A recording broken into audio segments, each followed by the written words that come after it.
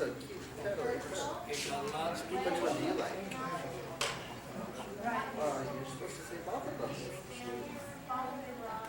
Yeah. This one like. Are you gonna do a dance first like Polly was trying? So that's what you like. I can't even remember what we had to go back in there for. There you go.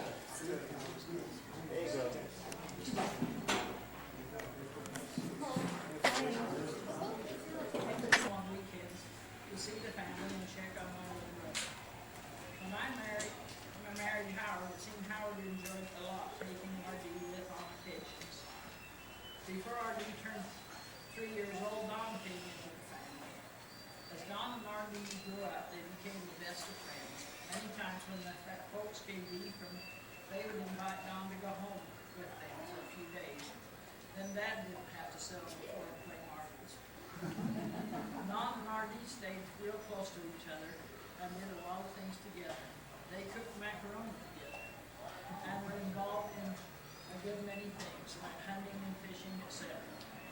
Don went to Spring City and worked on the farm with Sally and RD.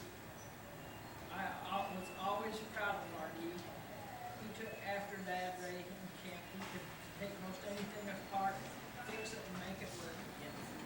He was real smart in school, got good grades, took an active part. He was valedictorian and he graduated from high school and got a scholarship to college. When the folks moved to town, I was surprised when we stopped in one day. RD was cleaning wallpaper. He was riding around on the piano for his ladder.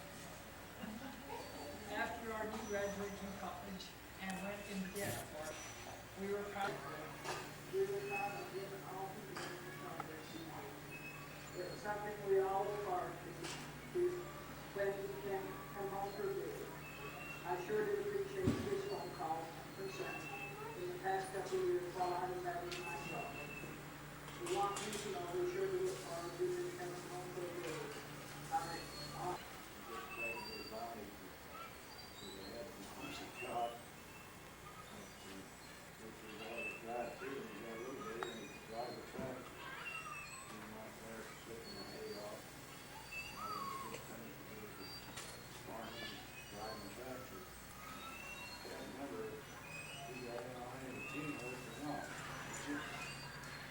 Little bit.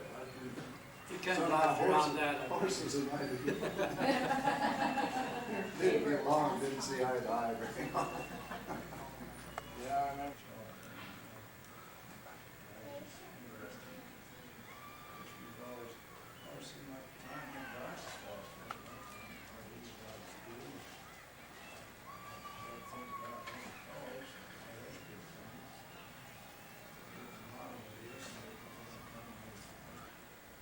Before he was born, Mom said his name would be Robert Delane or Richard DeVere, and we would call him R.D. Even when he was Colonel Robert Strate to the Air Force and Bob to many other people, to me he's always been R.D. I've always kind of felt like a second mother to him. When Aunt Barnes died, he wasn't very old, but he asked me if I would be his mother if something ever happened to Mom. I told him yes, and I'd still answer him the same way if he asked me again.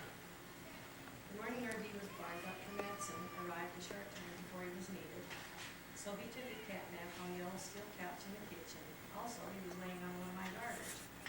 It was time to get ready for school, and I thought it was Uncle Bill who was going to wake him, but he would check that just in time. So Marcia Benson had to make me another garter. I called home at recess, and he informed me we had a baby brother. He was the first of the 6 of us to have his own bassinet to sleep in. The other 5 of us had to sleep in Mom and Dad's bed. When RD was just past 2 years old, I was sent on an errand to Mount Pleasant for something, so I took him with me. I took him to the 4C cafe for an ice cream cone. I got him to recite nursery rhymes to the girls working there. They thought he was the smartest little boy they'd ever seen. But that's okay. I knew he was. Sometimes when he was sick and Mom had told him most all day, she would tell him familiar stories but would ad lib. When I came home from school, I would hum him. While Mom did other things, then he would want me to tell him stories. I telling the same stories, but he would get upset because I wasn't telling them the way Mom would. I just didn't know where and what to add or subtract from the original story. When he was about 4 years old, I dressed him up in an old skirt of mine, a little old woman's mask, a bandana on his head, and a shawl around his shoulders, and took him to a primary Halloween party. All the costume kids marched around the hall to be judged. He won first prize, and when they took his mask off, no one knew who he was until I went to claim him. You didn't rush right up, either. You remember that? I remember that. They all stood around in a circle. Yes. Yeah, what a time, that was fun. He liked to answer the front door when Odell would come to pick me up for a date, because Odell would always give him a stick of gum.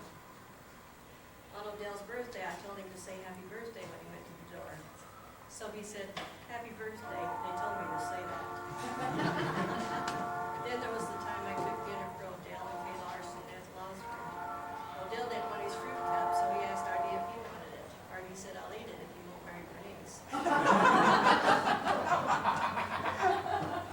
I think it was the Christmas before Paul was born. Artie was to act the part of Santa Claus in a school play. He said if I could just borrow Bert's stomach, I wouldn't need a pillow. That was something I couldn't help him with. When we lived in Earl Allred's house, we built our new house. We enjoyed Mom's little visits when she would bring Artie to school. Sometimes Artie would stop in after school or run over during lunch. Artie's always enjoyed going to the mountains for dinner on my birthday or any other time he got a chance. When Odell worked at Dudway, Artie helped me with the chickens, shoveling snow off the chicken coops, which took him almost all day one day, and he didn't make it to school. Carrying the eggs from the coops to the cleaner, from the cleaner to the cellar, cleaning the dropping boards in the coops every Saturday, cleaning eggs some of the time, and whatever needed to be done. On Saturday after he cleaned the coops, I would give him his check for the week, and before the ink dry, it was cashed at Pratt's store. We moved to Magna and didn't see him too much for a few years. We went to his high school graduation, then he got married and we went to his wedding. Then he moved to Salt Lake and he went to the University of Utah. We saw him once in a while then. I think it was the summer of 1958, he lived with us and worked at Kennecott and on the farm on weekends. I think it was the 3rd of July, we decided to go camping. We didn't even have a tent, so we slept under the stars just at the base of Old Baldy Mountain. We got so cold that Artie got up about 4 a.m. and built a fire to get warm. The next day, the guys went fishing at Mirror Lake and we fixed dinner. After we ate, we came home. No one wanted to spend another cold night. We went to visit with Artie when he lived in Ohio. He showed us some of the sights, which included a zoo. We watched the monkeys so long that when we went to leave, the gate was locked. Artie said, now I know what they feed the animals. They just lock the gates on the lake cover. Artie climbed the fence and got his car and drove around till he found a way out. And we lived happily ever after. Now we always look forward to the 3rd weekend in August when he can come for the reunion. And the day he spends in Magna before the reunion. I only wish he lived closer so we could see him more often. We miss him when he's away. We hope someday we can have a slower pace so you can spend more time in Utah, a place to dream or whatever makes for a happy heart. We love you, Artie.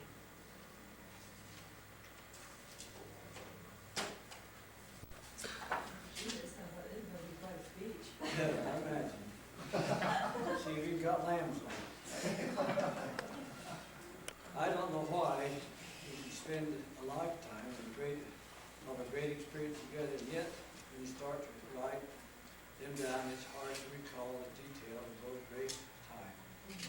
I do remember the time just before the arrival and how excited Mom was getting everything ready. The little nightgown was so soft.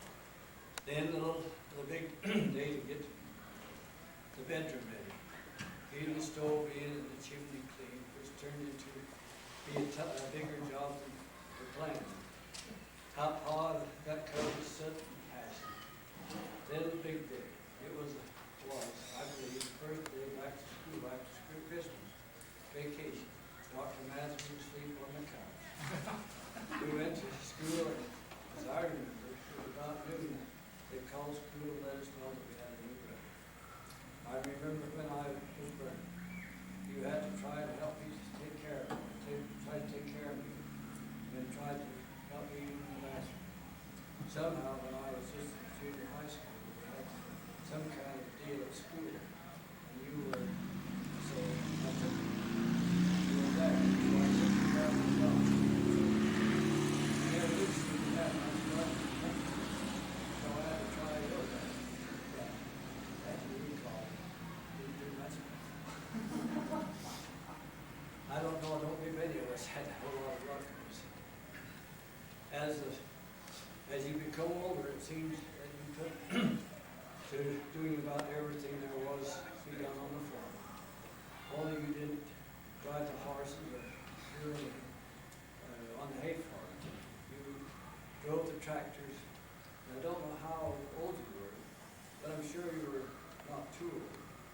were finishing the day with the tractor unloading the hay, and you had to come to put the tractor in the shed. I was at the pig pen when you drove by. And a few moments I heard beep, and I hurried to see what had happened. Ray had built a divider box, it's about so big a square. So I don't know how he did it, he drove up on top of it, and then he got There over were some down. blanks laying there. Now that takes some time when you're just a little kid. On top of that water. I think he's just a little bit pale when I got there. I'm sure it was kind of scary going to top of the water box. I don't know why, but it seems too often to be down the straight in the weeds. First one year in particular, I remember you filled the tanks of the water trough by the water trough. Straight. You don't behave, we'll have Marty and Doug come in and take care of you guys. A time or two, I didn't know whether they were gonna survive it or not, but they did. Well, when you're number 5 in the family, this starts to sound like a broken record. Let me guess, the doctor was asleep on the couch. Boy, that must have really been an important day. Or do you want to hear my version? When R.D. made his debut into the world, it nearly disrupted our schedule of getting back to school after the Christmas holiday break. We got up early that cold January 3rd, and there was Marcia Benson hustling around the house, and Dr. Madsen asleep on the old steel couch. Boyd and Bee had been there for a visit, and they nearly extended their stay to overlap with the delivery of this baby that we immediately fell in love with. But Marcia kept calling me girly, which sort of annoyed me. At any rate, later in that day, we received word at school that we had a new 10-pound baby brother at our house, and he had taken up residency in the new bassinet. Not too much had been discussed with me about this new little bundle of joy, which was making his debut at the state ranch. Being just a little bit past 9 years old, and I hadn't been taught much about the birds and the bees. And I was a little ill-prepared for that event that was taking place and the changes that was about to come about at the family ranch. New baby. Everybody was in awe of this new arrival, but after being the baby of the family for 9.5 years, it was accepted as mixed blessings by myself. But he grew, and at the same time he grew in our hearts. Yes, even mine, although it was hard to admit. I have wonderful memories of pushing him around for miles around the old depot, round and round and round in my little doll buggy. I remember his eternal trips around and around and around the kitchen table on his tricycle with this toy attached that rang a bell as he pulled it, and the clatter as he raced around and around. I remember the first time he crawled. Next to your spit shines, huh? Oh, yeah, man, those old table legs probably have orange spots from that. The heat, you know, the mornings would smoke when the blood was I wonder where R.D. learned all the farm apples he used to use. wasn't for me. Yeah, Well, I, I could have used some of that the training in Vietnam. I have the G version or the GP version of this on my computer. I went to print it out today, and I had taken my printer cable to the office, so I'm getting the note version, which may even be better. This is for my Uncle R.D., and probably in my formative years and everything, R.D. was more of a role model for me and probably did as much of a parenting role for me than anybody else. So I am a result, largely. Credit for all that R.D. It's good your kids aren't here to see this. If R.D. liked hunting, I liked Now we hunting. know why Rose Schofield liked him in school. And if if RD liked Winchesters, I liked Winchesters. And if RD liked fishing, I liked fishing. And, in other words, if RD liked it, I liked it. It was just, and I was just brought up that way. And I remember he did, like the fishing, and I remember going down to Ole's Pond, and we caught a bunch of chubs, and he brought one out and put in that upper water trough. And I don't know how long that chub lived there in that water trough, but for, I think, several years. Yeah. You should have made him think that you ate it while it was alive, and he'd tried it. That's probably very true. And Well, David was the one who was most successful with that. What are ladybugs for? He said to eat it. Tastes like peanut butter. Tastes like peanut butter. Next thing old David, you see these legs in there. What it tastes like? He said, peanut butter. that's what you mean by suggestion, huh? Yeah. I remember if RD and I ever had any extra money, it was up to Pratt's for firecrackers. And we had the firecrackers, and to this day, the best fireworks came from Spencer Fireworks in Polk, Ohio. Right. You remember that address too, do you? Yeah, and see, RD, he just had it in his mind that Spencer Fireworks in Polk, Ohio. And I still remember that. And I remember the day RD brought a new toy down to our place, and we'd never seen it. This was down east from it. It's called a ping pong ball. And he's back on the back of the house bouncing the ping pong ball, and here's where he gouged Byron. Byron came out and says, "What's this?" RD says, "This is an egg. I just got it out of the chicken coop." And so Byron makes a trip to the chicken coop, comes back and bounces about where the only thing is they splatter on the back of the house. And so RD bounces a few more times. You just haven't found the right one, Byron. I knew you was a good teacher. Byron cleans out the chicken coop, and boy, was Howard ticked.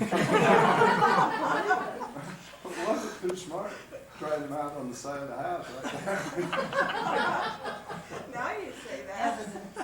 Then there was, I liked hunting because RD liked hunting, and one time, and I can't remember if this was hunting or poaching, but we'd gone over, and it was before I was old enough. I was probably 6, 7 maybe, and RD was 8 or 9 or 10 or whatever the age was, but I didn't have a gun. And we were over at the Chester Reservoirs, and there wasn't much flying around, so we get a bunch of cattails, and we floss them out in a big pile. RD always carried matches with him, and he threw a match in, and whoop, just like gasoline. And he turned around, and I was 2.5 fields up. RD could always outrun me. By the time I reached the train track, he finally caught me.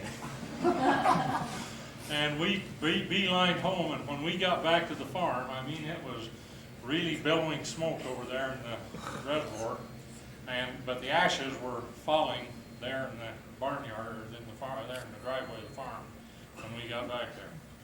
And we still talk about that. I think if I ever was subjected to child abuse, it was when we would take off in the dead of winter. Right, always had to go rabbit hunting. When I was 10 years old or 11 years old, I got my first .22. And from then on, our dedicated, every time I went to Stampede, was rabbit hunting out on the Stone Quarry. And we would take off early in the morning, and dead of winter, as much snow as they could possibly get down there, and we'd hike all over the heck on the Stone Quarry and everything between there and town, and get home and feet would be swollen up and cold and everything, and how we survived that, I have no idea. But they'd send the people out, they'd have search parties out. How'd you let me go like that? I mean, Put a price on what it'd take to do that today. oh, that, I think about it, we did not have the clothing or equipment or anything to do it, but we did it every time after time. We would do it. And probably the highlights down there was I'd come down every November for the pheasant. We got more, I think that was some of the best times we ever had. Ray said that we can come down and see if we can find the pheasant that lives there in Stampede now. No, I know how you got trained for all that tripping around. I think he's only about 5 years old, and something come up and you got this grundle there on the Strate Ranch and you walked all the way Well, back. I here? walked back down the tracks. Yeah. Bud We took out, Peterson, Ray and I took out in the big truck to try to find you, we never could yeah, find you. thing is, Bud Peterson's truck was faster than yours. Because he picked me up down there at Pigeon Hollow Junction and took me on into Spring City, or into Ephraim. I'd forgotten about that until you brought it up. Then there was food. Now, you can see, food sticks to me, it doesn't RD. But he had a lot to do with getting me started. And there was the time we cooked the macaroni. And I imagine he was 8 or 9, I was about 6 or 7. And he started and he filled the pot full and put it on the stove, and pretty soon it wasn't fitting the pot anymore, so he gets a bigger pot and puts it in there, and pretty soon that pot was full and it was still cooking, and so he found the biggest pot in the whole house and put it in that. And it was full and more. So he sent me out to dump it out, and he said, dump it under the Bridge. bridge. And I don't know, it was damn dark out there, and I got it out by the scale. Yeah. I wonder what kind of worms that was too. Took a little figuring out, Will. And then there was the day we were down on the farm working, and we got away late, and Geneva had invited everybody to dinner. And so we got up there, and some of the people had eaten, or it looked like all of them had eaten. There wasn't much food left, so RD divided half and gave me the other half, and he said, well, if you'll take this, I'll take that. And I took that, he took this, and Grandma leaned over and says, Everett's and Max haven't been here yet.